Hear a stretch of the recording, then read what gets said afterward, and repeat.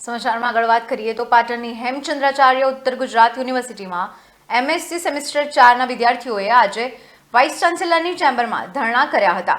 Maths અને કેમિસ્ટ્રીના result જાહેર ન થતાં વિદ્યાર્થીઓએ આ પગલું ભર્યું હતું.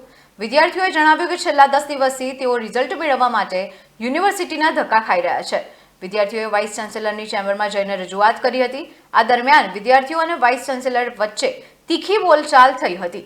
વિદ્યાર્થીઓએ રિઝલ્ટ જાહેર ન થાય ત્યાં સુધી વાઇસ ચાન્સેલરની ચેમ્બરમાં જ બેસી રહેવાની જીદ પકડી હતી. વિદ્યાર્થીઓનું કહેવું છે કે રિઝલ્ટમાં વિલંબને કારણે તેમના ભવિષ્યના આયોજનો અટવાઈ ગયા છે. યુનિવર્સિટી તંત્ર દ્વારા રિઝલ્ટ જાહેર કરવા માટેની કાર્યવાહી ચાલુ છે.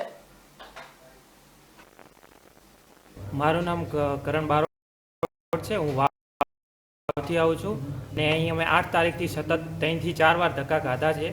તે અમને રિઝલ્ટ હજી સુધી આપ્યું નથી. અમને જો રિઝલ્ટ ના મળે તો અમે 5% છે એ વિદ્યાસહાયકની ભરતીમાં નહીં ના ગણાય. એના કારણે અમે બહુ મેરિટ ક્રમમાં બહુ પાછળ જતા રહીએ. આ ધારો કે અત્યારે એમએસસીના બોટનીના બીજા જે આપેલા છે રિઝલ્ટ, એના કારણે એ લોકો બહુ આગળ નીકળી ગયા ને અમને ના મળે રિઝલ્ટ તો અમે બહુ પાછળ રહી જઈએ મેરિટ ક્રમમાં ને આ